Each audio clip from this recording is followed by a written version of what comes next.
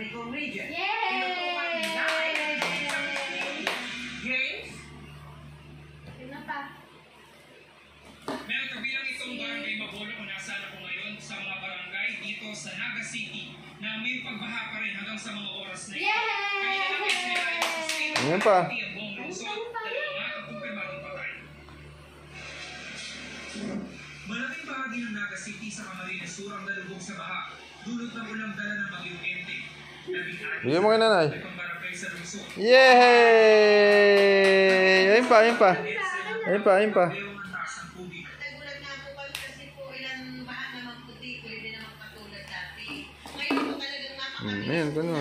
Doon kay nanay. Kaya po, may isang kalahating oras. Yay! Ayun pa, ayun pa. Ang bahay ni Aling Erlinda, lubog din sa tubig ang unang palapa. Apektado maging kanyang kabuhayan. Oh, kunin mo, kunin mo. Kay nanay, ayan. Yay! Ayun pa.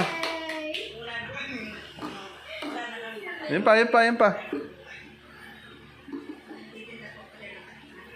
Ayon sa lupa ng pamahalaan, ngayon ang ilang ulit naranasan ng ganito pa rin ang pagbaha sa lupa dito sa Pagkakada. Ah, Ang malakas na busa ayan. Ah, bigyan mo kay nanay.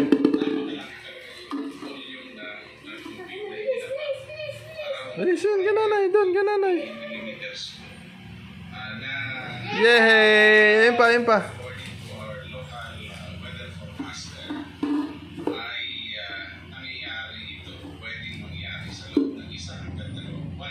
Kasabay pa noon, yung high tide, kasi meron tayong ilog, yung Bicol River.